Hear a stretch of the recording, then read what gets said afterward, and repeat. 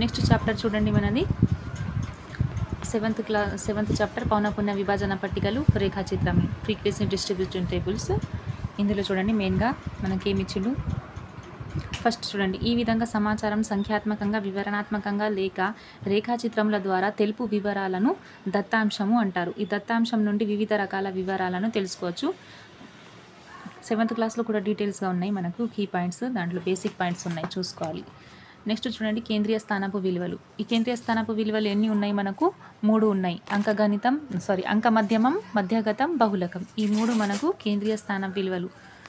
First చూడండి, first మనకు దేని గురించి ఇచ్చిండు? అంక మధ్యమం, సరాసరి, దీనిని సగటు కూడా అంటాం, ఇంగ్లీష్లో అయితే మీన్.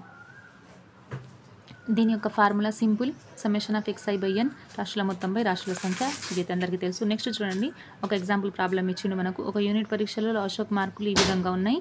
అయితే మనం దీని యొక్క అంకగణిత మధ్యమం కనుగొండి అన్నాడు. అంకగణిత మధ్యమం అంటే ఈ total some of observation by number of observation. Next చూడండి, ఒక దత్తాంశం 7 రాశుల అంకగణిత మధ్యమం 32 అయినా ఆ దత్తాంశం 48 అను మరొక రాశి ఫలితంగా చేరిన మళ్ళీ ఫలిత అంక మధ్యమం ఎంత అంటున్నాడు. నెక్స్ట్ ఈ క్వశ్చన్ మనకు టెట్లో ఇచ్చిండు 2016 పేపర్లో. ఈ types of questions every year ఇస్తాడు, ఎక్స్పెక్టెడ్ బిట్. ఓకే, ఫస్ట్ ఏం చేయాలి, మనకు 7 రాశుల అంక మధ్యమం అన్నాడు కాబట్టి మనం 32 7 రాశుల మొత్తం summation of xi = 32 × 7 that is equals to 24.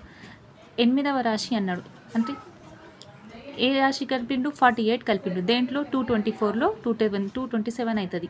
ఇప్పుడు ఏమంటున్నారు, మనకు 7 రాశులు ఉండే, మనం ఒకటి కలిపినాం కాబట్టి ఏమవుతుంది? రాశుల సంఖ్య 8 అవుతుంది. Then 272 divided by 8, our answer is 34. First sum of అబ్జర్వేషన్స్లో మనకు మన ఫార్ములా ఏంటిది? Summation of xi/n. మనకేమి ఇచ్చిండు? x bar is equals to ఇచ్చిండు మనకు ఎంత? 32. ఓకే, ఈ పార్ట్ ఇవ్వలేదు. ఈ పార్ట్ ఏ విధంగా వస్తుంది? మనం ఏ విధంగా చేయాలి? ఈ రెండింటిని మల్టిప్లికేషన్ చేస్తే మనకు సమ్మేషన్ ఆఫ్ xi వస్తుంది. ఈ రెండింటిని మనం మల్టిప్లికేషన్ చేస్తే సమ్మేషన్ ఆఫ్ xi వస్తుంది. That's why 32 × 7 that is equals to 48. ఈ విధంగా ఈ టైప్స్ ఆఫ్ క్వశ్చన్ కంపల్సరీ చూసుకోవాలి. నెక్స్ట్ చూడండి, ఒక క్లబ్ నందలి 25 మంది సభ్యుల సరాసరి 38 సంవత్సరాలు. అందులో నుండి 42 సంవత్సరాల సరాసరి వయస్సు గల 5 మంది సభ్యులు క్లబ్ను విడిచి వెళ్ళిపోయిండ్రు. ఇది కూడా సేమ్, ఇది రాశుల సరాసరి అంటే సగటు అంటే x = 38. x = 38. దెన్ మొత్తం 25 మంది అంటే మన 25 మంది యొక్క వయసు ఏమవుతుంది? 38 × 25 దట్ ఈజ్ ఈక్వల్స్ టు 950. అంటే ఇదేంటిది? Summation of xi × n. Okay, summation of xi × n. ఈ రెండింటిని మల్టిప్లికేషన్ చేస్తే మనకు 950 వస్తుంది. ఇప్పుడు ఏమంటున్నాడు, మరి 5 మంది సభ్యుల సరాసరి వయస్సు 42. ఇప్పుడు వాటి యొక్క లబ్ధం ఏమవుతుంది? 210 అవుతుంది. ఇప్పుడు ఏమంటున్నాడు, 20 మంది సభ్యుల మొత్తం వయస్సు. ఇప్పుడు 20 మందిలోది ఏమవుతుంది? 950 నుంచి 210ని మైనస్ చేసేయాలి. ఎందుకు? ఈ 25 నుంచి 5 మైనస్ చేస్తే మనకు మిగిలిన 20 మంది కాబట్టి మనకేమొస్తుంది? 740. ఇప్పుడు ఈ 740లో నుంచి మన ఈ సమ్మేషన్ ఆఫ్ xi/n వచ్చేసింది మనకు. ఇప్పుడు రాశుల మొత్తం ఎంత? మనకు రాశుల మొత్తం 740. రాశుల సంఖ్య ఎంత? 25 మంది ఉండి 20 మంది 5 మంది వెళ్ళిపోయింది. ఇప్పుడు 20 మంది ఉన్నారు కాబట్టి 740 divided by 20 that is equals to 37. Very easy. First మనకు సగటు ఇస్తే మనం ఏం చేయాలి? ఫార్ములా రాసుకోవాలి. ఫస్ట్ సగటు అంటే x bar is equals to ఇస్తాడు summation of xi × n divided by n. Summation of xi మనకు తెలియదు. ఓకే, సమ్మేషన్ ఆఫ్ xi అంటే రాశుల మొత్తం అన్నట్టు. ఈ x బార్ × n చేస్తే మనకు సమ్మేషన్ ఆఫ్ xi వస్తుంది. ఈ విధంగా సింప్లిఫికేషన్ చేయాలి. ఈ టైప్స్ క్వశ్చన్స్ చూసుకోండి. ఒక దత్తాంశంలో 9 రాశుల సగటు 95 లెక్కించబడినది. అట్లు చేయుటలో ఒక రాశి 24కు 42 పొరపాటుగా లెక్కించిన 9 రాశుల అసలు సగటు అంటున్నాడు. ఏమంటుంది? 9 రాశుల సగటు x bar is equals to 48. రాశుల మొత్తం ఏమొస్తుంది మనకు? Summation of xi 45 × n that is equals to 405. But మనకేమంటున్నాడు? 45ని లెక్కించగా 24కు బదులు 42 పడింది. అయితే మనం ఏం చేయాలంటే 405 నుంచి -42 + 24 చేయాలి. 42 తీసేసి మనం ఏం చేయాలి? 24ను కలపగా. ఓకే, అయితే -44 చేసేసి 24 చేస్తే 387 వస్తుంది. అయితే మిగిలిన రాశులు ఎంత? 9 ఉన్నాయి. 9కి 9 ఉన్నాయి. బట్ మనకు మీన్ ఆఫ్ అబ్జర్వేషన్. ఓకే, ఈ విధంగా చేస్తే 43 వస్తుంది. ఇక్కడ కొన్ని దీని యొక్క ఇంపార్టెంట్ పాయింట్స్ ఉన్నాయి మన సగటు అంక మధ్యమం గురించి. అంకగణిత మధ్యమం దత్తాంశం అంతటికి ప్రాధాన్యత వహిస్తుంది. ఈ టైప్స్ క్వశ్చన్స్ కంపల్సరీ ఇస్తాడు మనకు. అన్ని రాశుల విలువల పైన రాశుల సంఖ్య పైన ఆధారపడుతుంది. Very important. ఇది ఒక దత్తాంశంకు ఏకైకం. ఈ 3 పాయింట్స్ అయితే చాలా ఇంపార్టెంట్. నెక్స్ట్ చూడండి విచలనాల పద్ధతి. ఇదే సేమ్ అంకగణిత మధ్యమంను మనకు మన ఎగ్జామ్లో ఏం పద్ధతులు ఏం అడగడు, బట్ మనం ఫార్ములాస్ అడుగుతాడు. ఈ టైప్స్ ఆఫ్ క్వశ్చన్స్ మనకు ఎగ్జామ్లో అవసరం ఉండదు. ఎందుకంటే మనకు సమ్మేషన్ ఆఫ్ రాశుల మొత్తం బై రాశుల సంఖ్య అది తెలిసి ఉంటే మనం ఈజీగా సాల్వ్ చేయొచ్చు. అంకగణిత మధ్యమం ఊహించిన అంకగణిత మధ్యమం ప్లస్ విచలనాల సరాసరి. విచలనాలు అంటే మనం ఒక ఊహించిన అంకగణిత ఈ విధంగా అనుకున్న తర్వాత ఏం చేయాలంటే అందులో నుంచి మన విచలనాల నుంచి అంటే పౌనఃపున్యాలు విచలనాల నుంచి మేము ఏం చేయాలి, మైనస్ చేసేయాలి. వచ్చిన దానిని ఈ విధంగా చేయాలి. ఇది మనకు టెట్ కోసం అయితే కొంచెం ఇంపార్టెంట్ ఏం లేదు. అంకగణిత మధ్యమం కనుగొండి అంటాడు, కానీ విచలనాల పద్ధతి యూజ్ చేసి కనుగొండి అది అట్లాంటి క్వశ్చన్స్ అయితే ఇవ్వడు. బట్ మనం ఈ ఫార్ములా గుర్తుంచుకోవాలి. What is our formula? X bar is equals to a plus summation of x i minus a by n. అంటే ఊహించిన అంకగణిత మధ్యమం ప్లస్ విచలనాల మొత్తం డివైడెడ్ బై రాశుల సంఖ్య.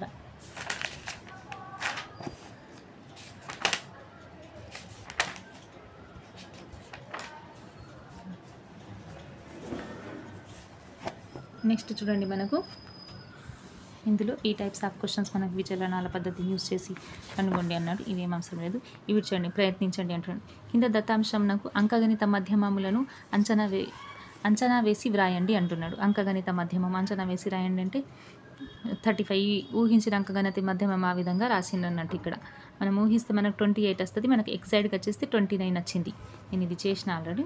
నెక్స్ట్ ఇక్కడ మనం ఊహించిన దాని నుంచి ఏమవుతుందంటే 10 ఊహించినాం, మనకు ఎగ్జాక్ట్గా 11.886 వస్తుంది. ఇది ఈ టైప్స్ ఆఫ్ క్వశ్చన్ మీరు కంపల్సరీ ప్రాక్టీస్ చేయాలి. ఓకే.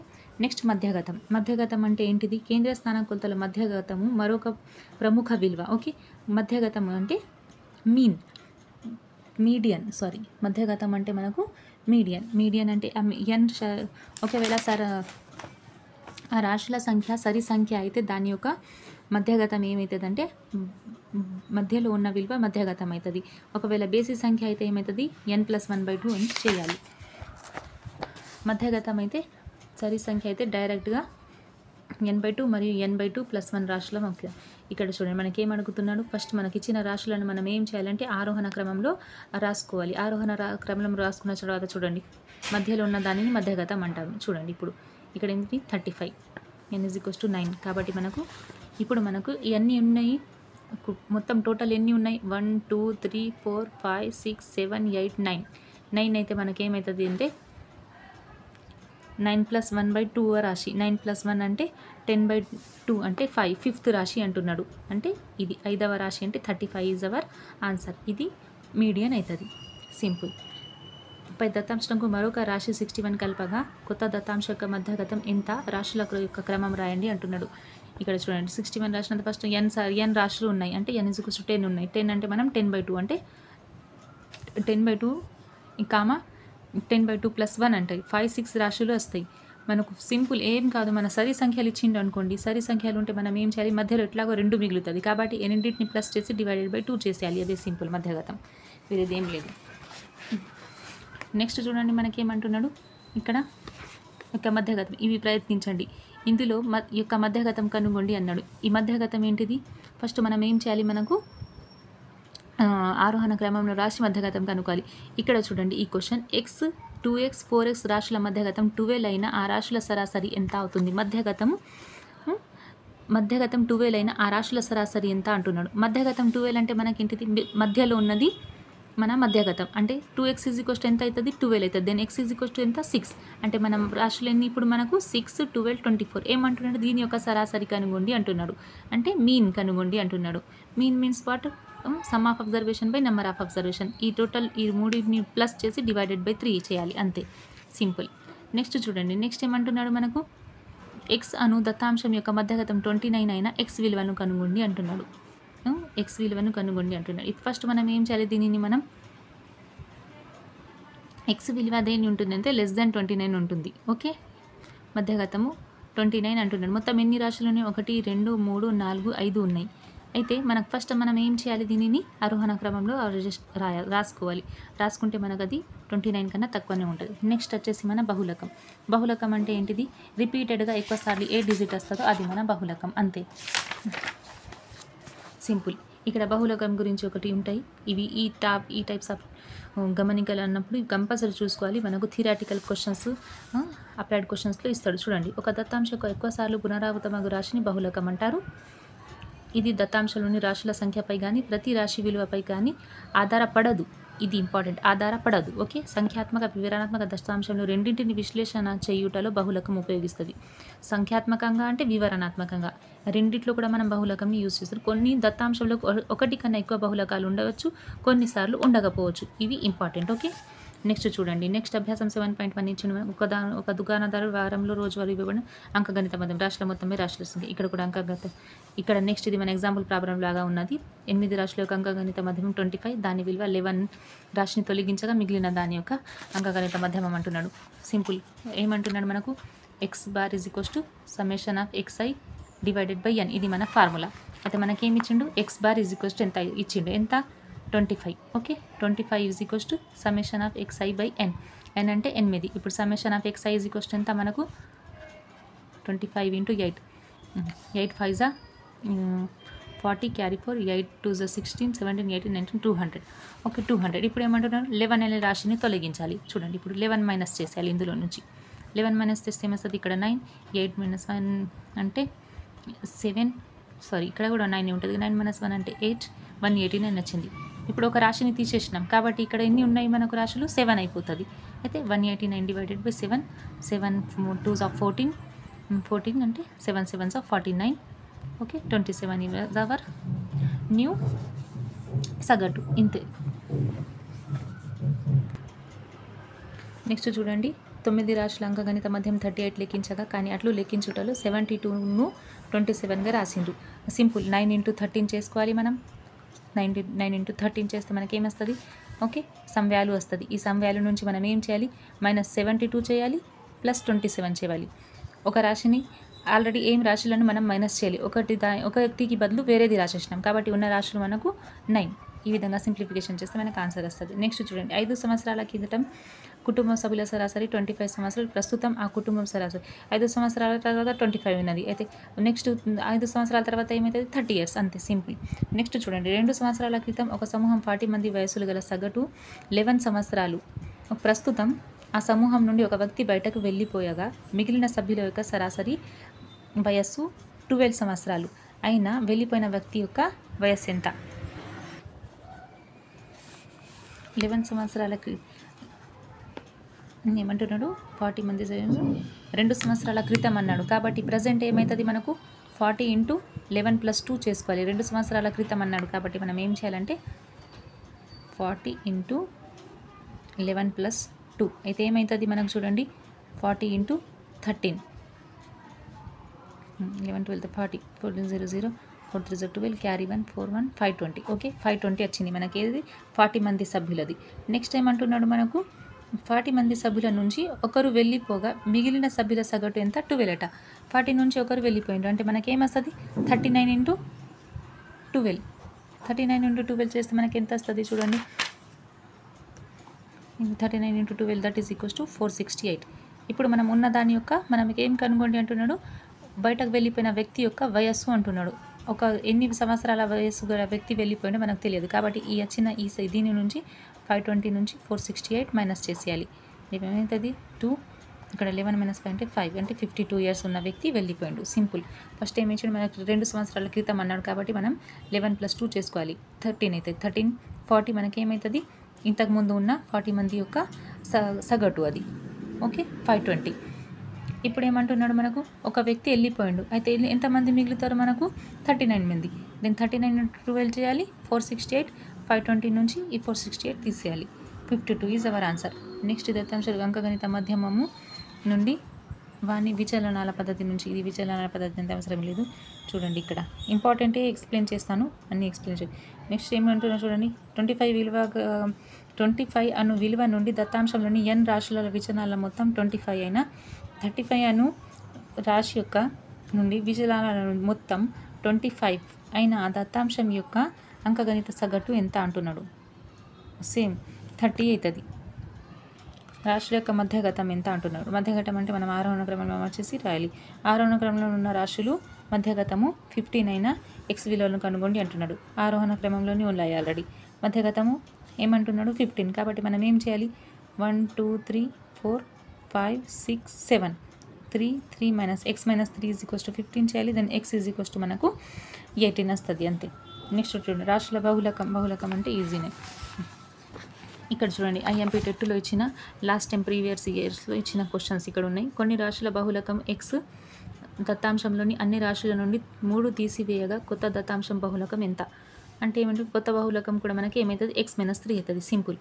నెక్స్ట్ 1 నుండి 100 వరకు సహజ సంఖ్యలు ప్రయోగాలు ఉపయోగించు అంకెలన్నింటిలో యొక్క బహుళకం ఎంత. 1 నుంచి 100 ప్లస్ 1 చేసుకుంటా పోతాం మనం 1. ఈ దత్తాంశం రాశులు 4 కల్పగా దత్తాంశం యొక్క సరాసరి మధ్యగతంలో మార్పు లేదు, కానీ బహుళకం 1 పెరిగినది. అయినా కలిపిన సంఖ్యలు ఎన్ని అంటున్నాడు. ఈ టైప్స్ ఆఫ్ క్వశ్చన్స్ మనకు కంపల్సరీ ఇస్తాడు. ఇది ఎక్స్ప్లెయిన్ చేస్తాను చూడండి. ఇప్పుడు నేషన్ రాసేసిన ఆల్రెడీ ఇచ్చిన రాశులు మనకి ఇవి. దాని యొక్క సగటు ఫస్ట్ కనుక్కోవాలి. సగటు ఎంత వచ్చింది మనకు 15 వస్తుంది సగటు. ఇప్పుడు మధ్యగతం కనుగొని మధ్యగతం ఏమవుతుంది మనకు ఎన్ని రాశులు ఉన్నాయి మొత్తం 7 రాశులు ఉన్నాయి కదా. 7 + 1/2 దట్ ఈజ్ ఈక్వల్స్ టు 15. ఇది మన మధ్యగతం. ఇది అంకమ్మ, ఇది సగటు కూడా ఈక్వల్ వచ్చింది, ఇది కూడా ఈక్వల్ వచ్చింది. ఒక బహుళకం 1 పెరిగింది, అయినా 3 సంఖ్యలు ఈక్వల్ అంటున్నాడు. 1 పెరిగిన 3 సంఖ్యలు ఈక్వల్ ఉన్నాయి. ఒకటే రాశి ఫర్ ఎగ్జాంపుల్ మనం ఆ రాశులను మనం x1 = x2 = x3 x4 ఆ 3 తీసుకున్నాం. బట్ మనకు 3 ఈక్వల్ ఉన్నాయి అంటున్నాడు. కాబట్టి మనం 3 బదులు మనం ఎక్సే తీసుకోవాలి. ఓకే, 3 xలు తీసుకున్నాం, 1 x + 4. నెక్స్ట్ ఏం చేయాలి, ఈ దాని యొక్క మనం సగటు కనుక్కోవాలి. ఫస్ట్ వచ్చిన సగటు ఎంత మనకు పైన రాశుల మొత్తం ఎంత మనకు 105. అందులో మనం 4 యాడ్ చేస్తున్నాం. మళ్ళీ x + x + x x4 1. ఎన్ని యాడ్ చేసినాం, మొత్తం రాశుల సంఖ్య ఎన్ని ఉండే 7 ఉండే, 4 యాడ్ చేసినాం. కాబట్టి ఎంత అవుతుంది ఇప్పుడు 11 అవుతుంది. దట్ ఈజ్ ఈక్వల్స్ ఎంత 15 ఇంట్లో మనం ఆల్రెడీ కనుక్కున్నాం. కాబట్టి అతను బహుళకం మారలేదు అంటున్నాడు. అంకగణిత మధ్యమం అదేం మారలేదు అంటున్నాడు. కాబట్టి మనం 15కి ఈక్వల్ రాసుకుంటాం. ఈ స్టెప్ చూసుకోండి కొంచెం. ఇక్కడ ఉన్న రాశుల మొత్తం 105, అందులో మనం 4 రాశులు కలిపినాం. కాబట్టి రాశుల సంఖ్య కూడా 4 పెరుగుతుంది. That is equals to 15. ఆ సగటు మారలేదు అన్నాడు. అంకగణిత మధ్యమం మారలేదు, సగటు మారలేదు. కాబట్టి మనం ఏం చేయాలి 15కి ఈక్వల్ చేసుకోవాలి.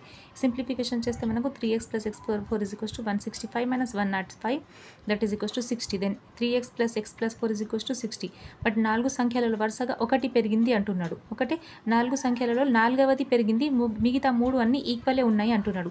అంటే మనం ఏం చేయాలి, x ఏమవుతుంది మనకు బహుళకం ఏమని తెలుసు, మన బహుళకం 15 వచ్చింది. 15లో మనం 1 ప్లస్ చేసుకోవాలి. x ఎంత 15 + 1 that is equals to 16. Okay, 1 వచ్చింది మనకి. x అంటే 3 ఈక్వల్ ఉన్నాయి. కాబట్టి ఆ 3 రాశులు మనకు 16 16 16 3 రాశులు వచ్చేసినాయి. బట్ దాంట్లో మనకు 1 పెరిగిన దాన్ని మనం ఏ విధంగా కలుపుకోవాలి, ఈ విధంగా 3x + x⁴ = 60 అంటే 3x 3 × 16 + x4 = 60 that is equals to 12. అంటే మన 3 రాశులు 16 16 24. నెక్స్ట్ చూడండి, నెక్స్ట్ క్వశ్చన్. ఇది లాస్ట్ ఇయర్ టెట్లో అడిగిన క్వశ్చన్. ఇది 2017 23 24 క్వశ్చన్స్లో ఎవ్రీ టైం వస్తున్నాడు, అడుగుతున్నాడు ఈ question. Very easy. x1 x2 10 రాశుల సరాసరి 20 అయినా x1 + 4 x2 + 8 x3 + 12 x10 + 40 యొక్క రాశుల సరాసరి ఎంత అడుగుతున్నాడు. సింపుల్. మనం ఏం చేయాలంటే ఫస్ట్ మనకేమన్నది ఇక్కడ ఈ అన్ని రాశుల సరాసరి ఏమంటే అంటే చూడండి, అన్నిటిని ప్లస్ చేసి డివైడెడ్ బై 10 రాసుకోవాలి. ఓకే, అన్నిటిని ప్లస్ చేసి డివైడెడ్ బై 10 రాసుకుంటే మనకి ఏమొస్తుంది, ఇక్కడ ఎక్స్ని కామన్ తీసేయండి. ఇక్కడ నేను చెప్తాను చూడండి. ఫస్ట్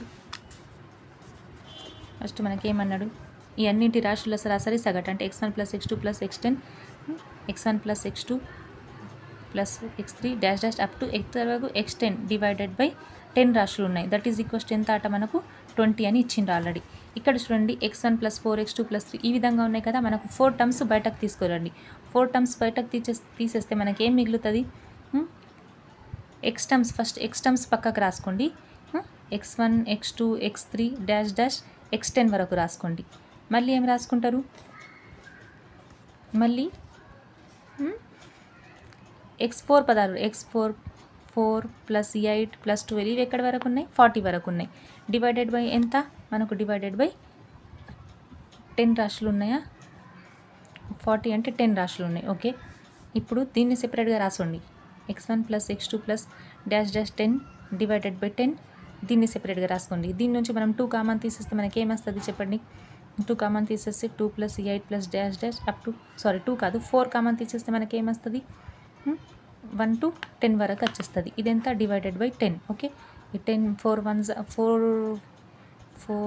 2 2 4 ఇది 5. ఇది మనకు లెక్క ప్రకారం ఏమి ఇచ్చిండు, ఇది 20కి ఈక్వల్ అన్నాడు కాబట్టి ఈ విధంగా 20 రాసుకోవాలి. ఇప్పుడు పైన ఏం మిగిలింది, 2 మిగిలింది. ఈ 1 to 10 మొత్తం ఎంత, 1 నుంచి 10 యొక్క మొత్తం ఎంత, n × n + 1/2 ఈ ఫార్ములా అప్లై చేసి చేసుకోవాలి. ఓకే, 1 నుంచి వరుస సంఖ్యల మొత్తం 1 + 9 1 + 2 + 3 ఈ విధంగా చేసుకుంటా పోకండి. 10 × 10 ప్లస్ ఇదేంట 10 × 10 + 1/2 అంటే 10 × 11/2 దట్ ఈస్ 10 1 10 5 55 వస్తుంది ఇక్కడ. ఓకే, ఇది 55, కింద ఏమున్నది మళ్ళీ 5 ఉన్నది. మనకేమొస్తుంది 2 1 2 11 ఇది 20 ఇది 22 that is equals to 42. Very easy, సింపుల్గా ఎక్స్ప్లెయిన్ చేస్తాను చూడండి. ఫస్ట్ మనకి ఇక్కడ x1 + 4 x2 + 4 x పదాలు పక్కకు తీసుకొని ఈ విధంగా రాసుకోండి. దీన్ని ఈక్వల్ మనకు 20 అని ఇచ్చేసిండు. సింపుల్, మనకి ఏం మిగిలినాయి 4 టర్మ్స్ అంటే న్యూమరికల్స్ మిగిలినాయి. 4 కామన్ తీసేస్తే మనకి ఇక్కడ 1 to 10 వరకు ఉంటాయి. 4/10 ఈ 2 టేబుల్లో క్యాన్సిల్ చేసేయండి. మళ్ళీ ఇది 1 to 10 ప్లస్ చేసుకోండి 55 వస్తుంది. 55 / 5 11 దట్ ఈస్ ఈక్వల్స్ టు 42. ఇది very important question, every year question అడుగుతున్నాడు. నెక్స్ట్ చూడండి, 9 పూర్ణ సంఖ్యల జాబితాలో 6 పూర్ణ సంఖ్యలు మరి 5 అయినా ఆ 9 పూర్ణ సంఖ్యలు గల గరిష్ట మధ్యగతం కనుగొండి అంటున్నాడు. ఇక్కడ మనకు 9 పూర్ణ సంఖ్యలు ఇచ్చేసిండు ఆల్రెడీ. 9 అంటే ఇందులో చూడండి 6 పూర్ణ సంఖ్యలు అంటున్నాడు. 6 ఇచ్చిండు, ఎన్ని ఉన్నాయి చూడండి 7 8 3 5 9 అండ్ 5 ఇవి మన ఇచ్చినాయి. 9 పూర్ణ సంఖ్యలలో గల గరిష్ట మధ్యగతం కనుగొండి. ఇంకా మిగిలినవి మనకు తెలియదు. 1 2 3 4 5 ఇచ్చిండు. మిగిలిన 3 మనం ఏం రాసుకుంటామంటే x1 x2 x3 రాసుకోండి. x1 x2 x3. ఓకే, ఇప్పుడు వీటి యొక్క మధ్యగతం అంటున్నాడు. ఈ వీటి యొక్క మధ్యగతం అంటే ఏం చేయాలి, మనం ఫస్ట్ ఇచ్చిన దానిని ఫస్ట్ మనం మన ఆరోహణ క్రమంలో రాసుకోండి. ఫస్ట్ ఏమొస్తుంది 3 5 5 7 8 9 తర్వాత x1 x2 x3 ఇవి మిగిలినాయి. దీని యొక్క మధ్యగతం కనుగొండి అంటున్నాడు. మధ్యగతంకి మనం ఏం చేయాలి, ఫస్ట్ ఎన్ని రాశులు ఉన్నాయి కౌంట్ చేసుకోండి. 9 ఉన్నాయి. 9 అంటే బేసి సంఖ్య. బేసి సంఖ్య అంటే 9 + 1/2 that is equals to 10/2 that is equals to 5 అంటే 5వ రాశి. 5వ రాశి ఎక్కడున్నాయి చూడండి 1 2 3 4 5 అంటే 8 ఈజ్ అవర్ ఆన్సర్. నెక్స్ట్ చూడండి, మనకి ఏమి ఇచ్చిండు, 9 వేరు రాశుల మధ్యగతం 20. అందు గల 4 మికిలి పెద్ద సంఖ్యలకు ప్రతి రాశికి 2 కలపగా కొత్త రాశుల మధ్యగతం కనుగొండి అంటున్నాడు. దీంట్లో ఏం లేదు, దాని తర్వాత వచ్చిన రాశుల మధ్యగతం కూడా సేమే ఉంటుంది. మనకు ఆన్సర్ 20నే వస్తుంది. నెక్స్ట్ చూడండి, దత్తాంశ నిర్వహణ వర్గీకృత దత్తాంశం అంటే ఆర్గనైజేషన్ ఆఫ్ గ్రూప్డ్ డేటా. ఏ విధంగా ఆర్గనైజ్ చేయాలి గ్రూప్డ్ డేటా దాని గురించి ఉంటుంది. ఇక్కడ వర్గీకృత పౌనపున్య విభజన పట్టికలు, interpretation of grouped frequency distribution tables. ఇందులో మనకు తరగతి అంతరం దాని గురించి చేసుకోవాలి. ఎక్స్ప్లెయిన్ చేస్తాను చూడండి.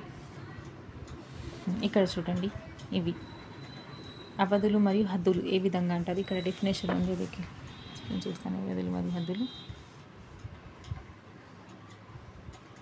ఎగువ అవధు అంటే ఇది ఏంటిది, ఇది ఎగువ హద్దు, ఇది దిగువ హద్దు. తరగతి అంతరం అంటే దీన్ని ఏమంటారు 1 to 10 వరకు ఉన్నది.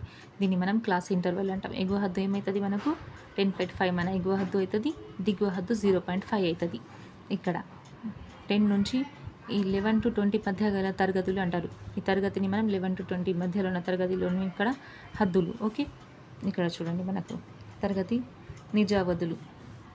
ఇది మనం ఇవి విలీన తరగతులు అంటాం. అంటే ఇక్కడ 1 to 10 ఉంటే ఇక్కడ 10 రాదు, ఇది నెక్స్ట్ నెంబర్ వస్తుంది. ఇది మినహాయింపు తరగతులు. మినహాయింపు తరగతులు అంటే 0 10 ఉంటుంది. నెక్స్ట్ ఇక్కడ క్యాన్సల్ కంటిన్యూ అవుతుంది. అంటే ఇక్కడ ఏమంటే విలీనం అంటే మనం ఏమనుకుంటామంటే విలీనం అంటే కలిపి ఉన్నాయి అన్నట్టు అనుకుంటాం. కానీ ఇక్కడ చూడండి విలీనంకి అపోజిట్ ఉన్నది. 1 to 10 ఉన్నది, నెక్స్ట్ నెంబర్ వస్తున్నది. ఇక్కడ మినహాయింపు వస్తున్నది. మినహాయింపు ఇచ్చిండు కానీ మినహాయింపు ఏం లేదు. ఇక్కడ 0 10 తర్వాత మళ్ళీ ఇక్కడ 10 వస్తున్నది. ఇప్పుడు చూడండి, పై పట్టిక పరిశీలించినట్టయితే విభాజిత శ్రేణి విలీన తరగతులలో తరగతి అవధు హద్దులు వేరువేరుగా ఉంటాయి. అవిభాజత శ్రేణిలో మినహాయింపు తరగతిలో తరగతి అవధులు హద్దులు సమానంగా తెలియచున్నది. ఇక్కడ చూడండి, తరగతి ఎగువ హద్దు దిగువ హద్దు సమానంగానే ఉన్నాయి. ఇక్కడ ఏమవుతుంది మనకు విలీన తరగతులలో తరగతుల హద్దులు వేరేగా ఉన్నాయి. ఇక్కడ రాయడం వేరు, బట్ మనం లెక్క చేసేటప్పుడు ఇది విధంగా 0.5గా తీసుకుంటాం. ఇక్కడ మనం మినహాయింపు తరగతులలో ఏ విధంగా రాస్తామో ఆ విధంగానే తరగతి హద్దులు మనం కౌంట్ చేసుకుంటాం. నెక్స్ట్ చూడండి, మనకి ఇక్కడ ఏమి ఇచ్చిండు, ఒక తరగతి యొక్క ఎగువ దిగువ హద్దుల యొక్క భేదము తరగతి అంతరం లేక తరగతి పొడవు అంటాం. ఇది చాలా ఇంపార్టెంట్. ఇది తరగతి అంతరం ఆర్ తరగతి పొడవు. పొడవు అంటే ఒక్కొక్కసారి మనం కన్ఫ్యూజ్ అయిపోతాం. నెక్స్ట్ చూడండి, వర్గీకృత పౌనఃపున్య విభాజన పట్టికలు నిర్మించుట, construction of group frequency distribution tables. ఫస్ట్ మనం ఇచ్చిన దాని నుంచి వ్యాప్తి కనుక్కోవాలి. వ్యాప్తి అంటే మనకు గరిష్ట రాశి నుంచి కనిష్ట రాశి, చాలా ఇంపార్టెంట్. వ్యాప్తి యొక్క డెఫినేషన్స్, లేకపోతే కొన్ని మనకు క్వశ్చన్ ఈ విధంగా ఇచ్చిన దాని నుంచి మనకు వ్యాప్తి కనుగొండి అంటే గరిష్ట రాశి మైనస్ కనిష్ట రాశి. ఇది మన వ్యాప్తి గురించి అయిపోయింది.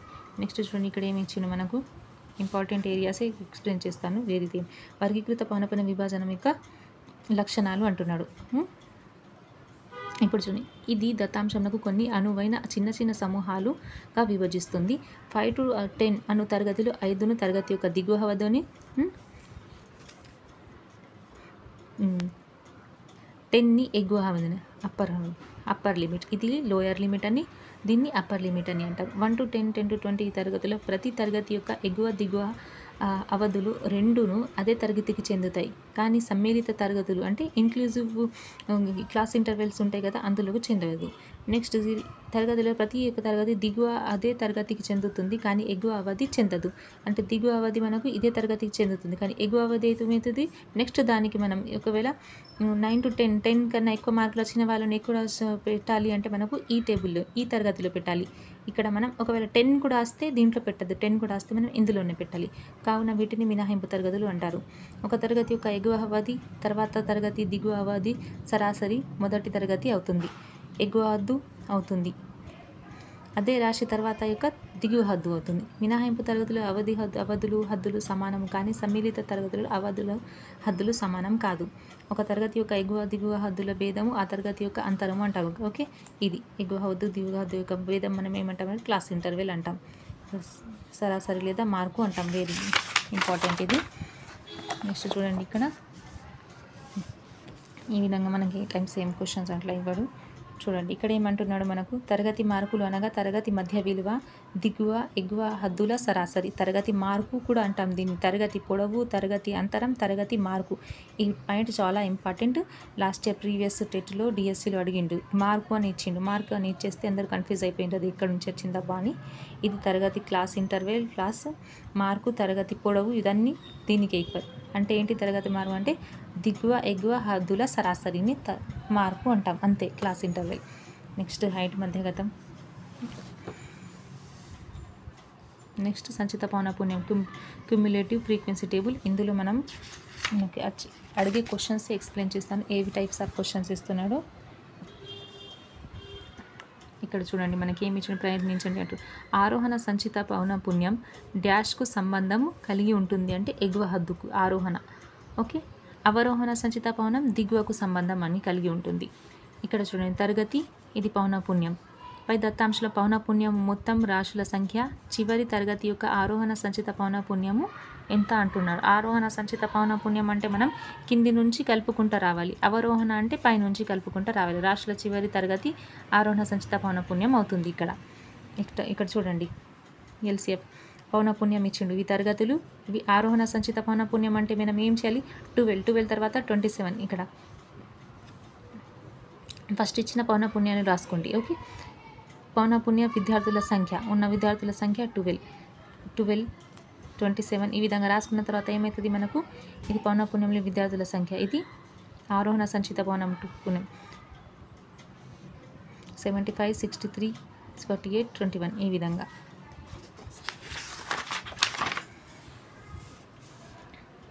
ఇక్కడ మనకు 45 మంది యొక్క వయస్సులు కింది విధంగా ఉన్నవి.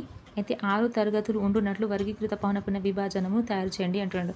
తరగతులు మనం అంటే ఫస్ట్ మనం ఏం చేయాలి, వ్యాప్తి కనుక్కోవాలి. వ్యాప్తి వస్తే వ్యాప్తిని డివైడెడ్ బై ఉన్న రాశుల మొత్తం చేస్తే మనకి ఏమొస్తుందంటే మనం ఎన్ని తరగతులు వస్తాయో డివైడ్ చేయొచ్చు. ఫస్ట్ మనం వ్యాప్తి కనుక్కోవాలి. వ్యాప్తి అంటే మనకు లార్జెస్ట్ డిజిట్ ఏమున్నది 63, లోయెస్ట్ డిజిట్ 5, 58 ఈజ్ అవర్ వ్యాప్తి. వ్యాప్తి అంటే రేంజ్. ఓకే, రేంజ్ వచ్చేసింది. రేంజ్ వచ్చిన తర్వాత మనం ఏం చేయాలి, 58 తరగతి అంతరం ఎన్ని ఎన్ని పెట్టచ్చో మనం దాని తర్వాత ఎన్ని రాశులు పెరుగుతున్నాయో చూసి 58/6 చేస్తే మనకేమొస్తుంది, ఇది 9.67. అంటే సుమారుగా మనం ఎన్ని తరగతులు చేయొచ్చు, 9 తరగతులుగా రాయొచ్చు. ఇక్కడ చూడండి, తరగతి ఒక పాఠశాల విద్యార్థులనైతే ఏమంటున్నాడు, తరగతి పొడవు 4 ఉండున్నట్లు ఆ దత్తాంశం నాకు వర్గీకృత పౌనపున్య విభాజనం తయారు చేయండి అంటున్నాడు. ఇక్కడ కూడా సేమ్ మనం వ్యాప్తి కనుక్కోవాలి. వ్యాప్తి ఎంత వచ్చింది మనకు, range 25, largest digit minus lowest digit 25 వచ్చింది. 25 వచ్చిన తర్వాత మనం ఏం చేయాలి, మనకేమంటున్నాడు, తరగతి పొడవు 4 ఉండే విధంగా అంటున్నాడు. కాబట్టి /4 చేస్తే మనకు 7 తరగతులు వస్తాయి సుమారుగా. సింపుల్. ఇక్కడ కూడా నెక్స్ట్ ఇక్కడ చూడండి ఏమంటున్నాడు, మనకు ఒక విభాజన వర్గీకృత పౌనపున్య విభజన మార్కులు ఇచ్చిండు, మధ్య విలువలు ఇచ్చిండు. దత్తాంశం నాకు మినహాయింపు తరగతులను నిర్మించండి అంటున్నాడు. మినహాయింపు తరగతులు నిర్మించండి అంటున్నాడు. ఇందులో కూడా సేమ్ మనం ఏం చేయాలి, ఫస్ట్ మనకు x విలువ కనుక్కోవాలి. ఆరోహణ సంచిత పౌనపున్యం రాయండి, అవరోహణ సంచిత పౌనపున్యం రాయండి. ఈ టైప్స్ క్వశ్చన్స్ మనకి ఏం అడగడు, వ్యాప్తి గురించి, రేంజ్ గురించి, ఎగువ హద్దు, దిగువ హద్దు, మధ్య విలువ, ఈ విధంగా అడుగుతాడు. ఇవి కూడా ఇంపార్టెంట్ లేవు. ఇక్కడ చూడండి, రేఖాచిత్రాలలో దత్తాంశ ప్రదర్శన, graphical representation and data. Okay, ఒక దత్తాంశాలను రాశుల పౌనపున్యాలలో కానీ లేక తరగతుల పౌనపున్యాలలో కానీ అమర్చిన వ్రాసిన దాన్ని పౌనపున్య విభజన పట్టిక అంటాం. ఓకే, మనకి ఎన్ని టైప్స్ ఉన్నాయి, కమ్మి రేఖాచిత్రం, బార్ గ్రాఫ్. ఇది వెరీ ఇంపార్టెంట్.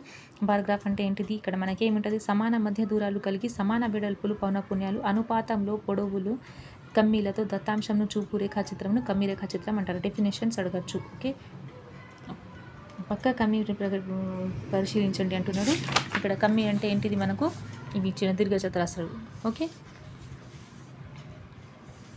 ఈ విధంగా మనకు క్వశ్చన్స్ అడుగుతున్నాడు. ఇక్కడ చూడండి, ఆలోచించండి, చర్చించండి.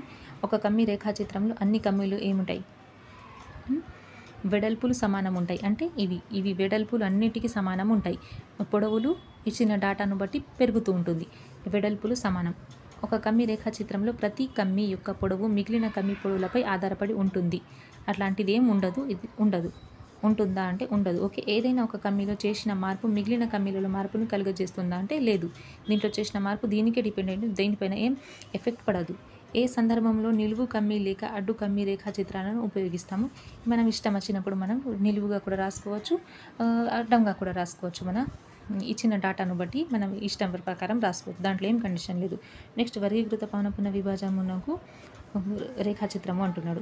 Graphical representation of grouped frequency distribution tables. Okay, ఏమంటున్నాడు, అవిభాజ్య శ్రేణి మినహాయింపు తరగతులు గల వర్గీకృత పౌనపున్య విభాజమునకు గీయు రేఖాచిత్రములలో మొదటిది సోపాన రేఖాచిత్రం. ఫస్ట్ దాంట్లో మనకేమొచ్చేది, హిస్టోగ్రామ్, సోపాన చిత్రం. ఓకే, సోపాన రేఖాచిత్రం అనగా ఏంటిది, ఫస్ట్ ఇవ్వబడిన వర్గీకృత పౌనపున్య విభాజమునకు సోపాన రేఖాచిత్రము గీయబడినది. పరిశీలించి ఈ క్రింది ప్రశ్నలకు సమాధానం రాయండి అంటున్నాడు.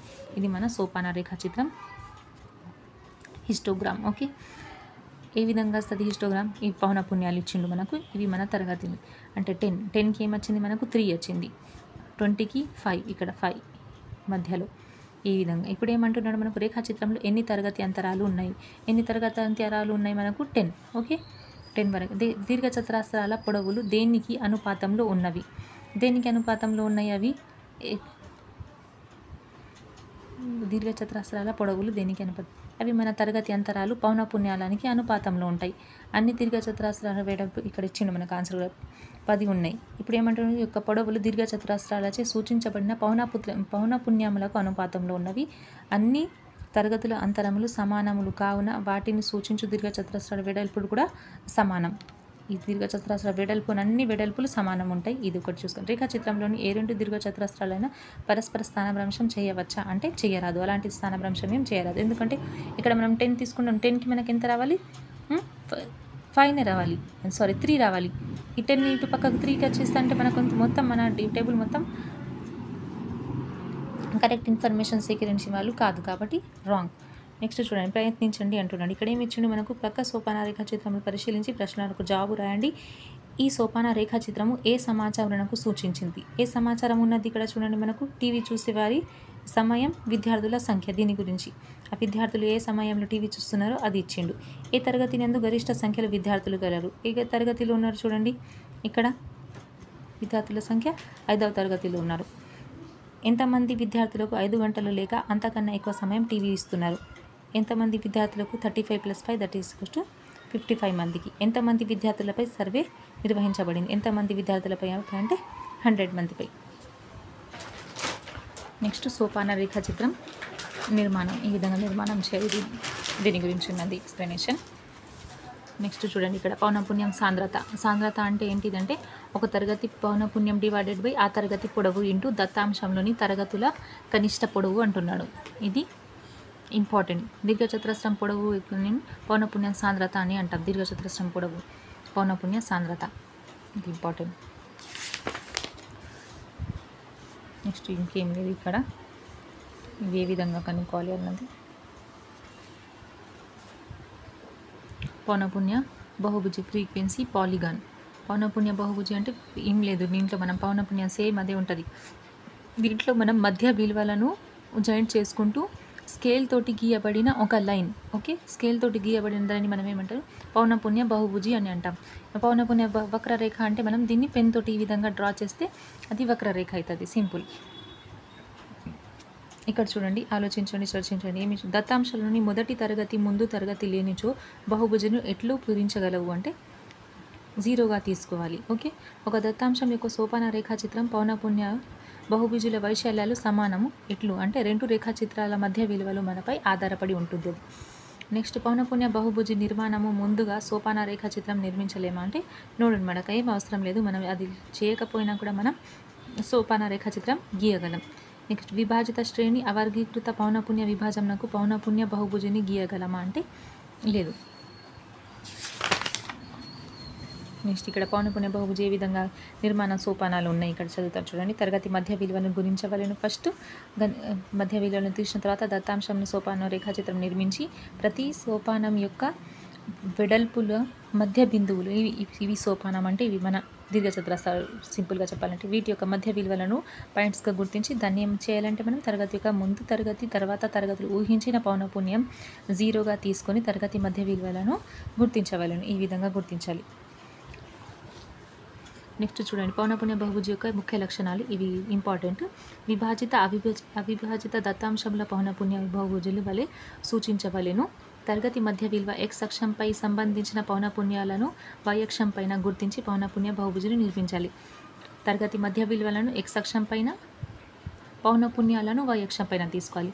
ఒకే దత్తాంశంనకు గీయబడిన సోపాన రేఖాచిత్ర పౌనఃపున్య బహుభుజుల వైశాల్యాలు సమానం. ఇది ఇంపార్టెంట్. ఓకే, నెక్స్ట్ ఇక్కడ ఏం లేదు. వర్గీకృత పౌనఃపున్య విభాజనకు పౌనఃపున్య బహుభుజి నిర్మించి సోపాన రేఖాచిత్రం నిర్మించుట అంటున్నది. ఇది సోపాన రేఖాచిత్రం. వర్గీకృత పౌనఃపున్య విభాజనకు పౌనఃపున్య వక్రం. సేమ్ ఇక్కడ frequency curved for the graphical frequency distribution. ఈ విధంగా మనం తీసుకోవాలి. నేను చెప్పినట్టు సేమ్ ఫస్ట్ మనం స్కేల్ తోటి మనం కరెక్ట్ లైన్స్ డ్రా చేసుకున్నట్టు మనం దీన్ని చేతితోటి డ్రా చేయాలి. ఇది మన సున్నితపు వక్రం అవుతుంది అంతే. ఇక్కడ ఏమున్నదంటే సంచిత పౌనఃపున్య వక్రం రేఖాచిత్రాలు. ఇక్కడ గైఫ్ వర్గీకృత పౌనఃపున్య విభాజం నందలి దిగువ ఎగువ హద్దులు సంచిత పౌనఃపున్యాలకు గీయు సున్నిత వక్రమును సంచిత పౌనఃపున్య వక్రము లేదా ఓజీవ్ వక్రం అంట.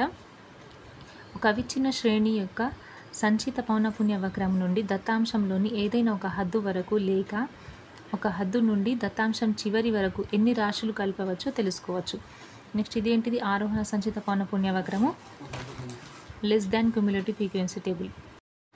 ఆరోహణ సంచిత పౌనఃపున్య వక్రం అంటే మనకు ఆరోహణ సంచిత పౌనఃపున్యం అంటే ఎగువ హద్దులు తీసుకొని ఇక్కడ ఇవి ఎగువ హద్దులు తీసుకొని మనం గీసే వక్రాన్ని మనం ఆరోహణ సంచిత పౌనఃపున్య వక్రం అంటాం. అవరోహణ అంటే మనకు దిగువ హద్దులు తీసుకొని చేయాలి. ఇదంతా ఏం అవసరం లేదు. నెక్స్ట్ చూడండి, ఇక్కడ మనం ఏం నేర్చుకున్నాం ఇవి కొంచెం చూసుకోవాలి.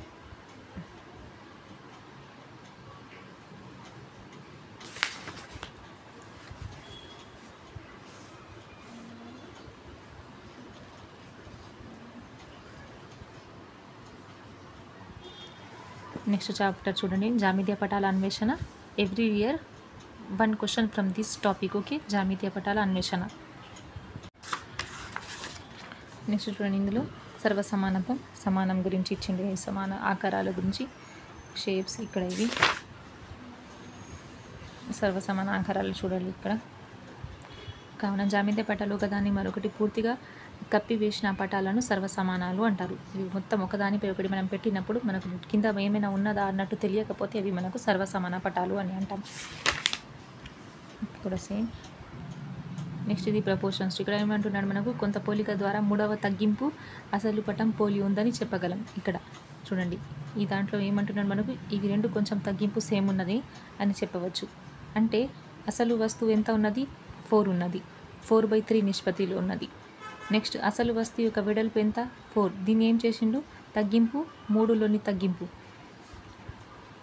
3 × 4 divided by 2.25 × 4 that is equals to ఏమొచ్చింది మనకు 4/3 వచ్చింది. కావున రెండు బహుభుజ స్వరూపాలు కావాలంటే వాటి అనురూప కోణాల జతలు సమానం మరియు వాటి అనురూప భుజాల నిష్పత్తులు సమానం కావాలి. ఇది ఇంపార్టెంట్. ఓకే, రెండు బహుభుజాలు స్వరూపాలు కావాలంటే వాటి అనురూప కోణాల జతలు సమానం, వాటి అనురూప భుజాల నిష్పత్తులు సమానం కావాలి. నెక్స్ట్ చూడండి ఇక్కడ ఒక మనకు స్తంభం ఇచ్చిండు, ఒక పెన్సిల్ ఇచ్చిండు. ఏమంటున్నాడు మనకు ఉదాహరణ ద్వారా వివరించండి. ఇప్పుడు స్తంభం ఎత్తు బై పెన్సిల్ ఎత్తు. స్తంభం ఎత్తు బై పెన్సిల్ ఎత్తు ఈజ్ ఈక్వల్స్ టు స్తంభం నుండి బాలిక కన్నుకు దూరం బై బాలిక చేతి పొడవు. ఈ రెండు ఒకదానికొకటి ఏముంటాయి అంటే మనకు రేషియో ప్రపోర్షనల్స్ టు ఉంటాయి. ఇవి ఒకదానికొకటి ప్రపోర్షన్స్ టు ఉంటాయి. ఓకే, ఇది ఎంత పెరిగిందో ఇదంతే పెరుగుతుంది, ఇది ఎంత తగ్గుతుంది అంతే తగ్గుతుంది. ప్రపోర్షన్స్ అంటే దీని బేస్డ్ ఇప్పుడు క్వశ్చన్స్ ఇస్తాడు ఎవ్రీ ఇయర్ మనకు డీటెయిల్గా మనకు 10th క్లాస్లో ఉన్నది దీని గురించి. నెక్స్ట్ ఇక్కడ చూడండి ఏమంటున్నాడు మనకు రెండు త్రిభుజాలు ఇచ్చిండు మరియు కోణం పి కనుగొండి అంటున్నాడు. ఇప్పుడు మనం రెండు త్రిభుజాలు సర్వసమానం అంటే మనం ఏబిసి అంటే మనకేమేస్తే చూడండి పేరు పెట్టండి. ఏబిసి ఒక త్రిభుజం, పిక్యూఆర్ ఒక త్రిభుజం. మనకు సి ఈజ్ ఈక్వల్స్ టు 53 ఇచ్చిండు. సి ఎక్కడ ఉన్నది ఇక్కడ, సి ఈజ్ ఈక్వల్స్ టు 53. ఇది మనకు లంబకోణ త్రిభుజం, ఇక్కడ 90 degrees ఫామ్ అయింది. ఇది 53 అంటే ఇది ఎంత ఉంటుంది మనకు 37 ఉంటుంది. సింపుల్. ఇప్పుడు మనకు కావాల్సిన పి వాల్యూ ఎంత మనకు 37. ఈజీ.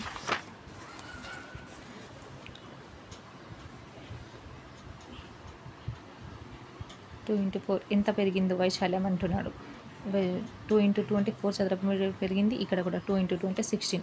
వాటి యొక్క వైశాల్యాల నిష్పత్తి ఏమవుతుంది 4:16 దట్ ఈజ్ ఈక్వల్స్ టు 1² అంటే కావున వైశాల్యాల నిష్పత్తి వాటి అనురూప భుజాల వర్గాల నిష్పత్తికి సమానం. అంటే వాటి అనురూప భుజాల వర్గాల నిష్పత్తికి సమానం అంటున్నాడు. ఇది గుర్తుంచుకోవాలి. చూడండి ఈ టైప్స్ క్వశ్చన్స్ మనకు టెట్టులో ఇచ్చే ఛాన్స్ ఉంది. జగదీష్ ఒక చెట్టు ఎత్తును అంచనా వేయుటకు ఒక స్కేల్ను చేతితో 50 సెంటీమీటర్ దూరంలో పట్టుకొని తనను ఎదురుగా ఉన్న ఎత్తును కప్పివేయుటకు ప్రయత్నిస్తూ దాన్ని పటములో ఇలా గీయచ్చు. చెట్టు ఎత్తు స్కేలు 155 సెంటీమీటర్స్కు సరిపోయినది. అతని నుండి చెట్టు దూరము 50 మీటర్స్ అయిన చెట్టు యొక్క ఎత్తు కనుగొండి అంటున్నాడు. ఇప్పుడు ఫస్ట్ మనం ఒక చెట్టు డ్రా చేసుకోండి. ఇక్కడ చెట్టు, ఇక్కడ అతని యొక్క ఏమంటున్నాడు 15 సెంటీమీటర్ స్కేల్ పొడవు.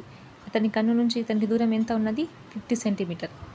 ఇది ఇక్కడ నుంచి ఇక్కడికి 50 మీటర్స్. మనకేమంటున్నాడు అయితే చెట్టు దూరము 50 మీటర్స్ అయినా చెట్టు యొక్క ఎత్తు కనుగొండి అంటున్నాడు. కాబట్టి ఈ ఎత్తు ఏబి డివైడెడ్ బై ఇక్కడ నుంచి ఇక్కడికి డిస్టెన్స్ ఎంత ఉంటుందో ఇక్కడ నుంచి ఇక్కడికి డిస్టెన్స్ మనకు రేషియోలో ఉంటుంది. నిష్పత్తి వాటి యొక్క నిష్పత్తులు సమానం. OA/OC ఈజ్ ఈక్వల్స్ టు ఏంటిది ఇక్కడ AB/CD. మన చెట్టు ఎత్తు మరియు పెన్సిల్ ఎత్తు ఒకదానికొకటి మనకు అనుపాతంలో ఉంటాయి. ఇక్కడ చూడండి OB ఇక్కడ నుంచి ఇక్కడికి దూరం, ఇక్కడ నుంచి ఇక్కడికి దూరం అనుపాతంలో ఉంటాయి. మనకు ఫస్ట్ ఏమేమి ఇచ్చిండు మనకు OA 50 సెంటీమీటర్స్ ఇచ్చిండు. కాబట్టి మనం ఇందులో సబ్స్టిట్యూట్ చేసుకోవాలి. 50 centimetre by 50 that is equals to 0.15/CD. CD is equals to ఎంత వస్తుంది మనకు 15 సెంటీమీటర్. ఇప్పుడు చెట్టు యొక్క వాస్తవ ఎత్తు ఎంత వస్తుంది మనకు 12.75 సెంటీమీటర్. ఇది విస్తరణ రూపం. ఇవి ఇక్కడ మనకేమంటున్నాడు సూచిక భిన్నం 0 విస్తరణ కేంద్రం అని చూసుకుంటే మనకు 2/1 దట్ ఈజ్ ఈక్వల్స్ టు 2. సూచిక భిన్నం స్కేల్ను సూచిస్తుంది అంటున్నాను.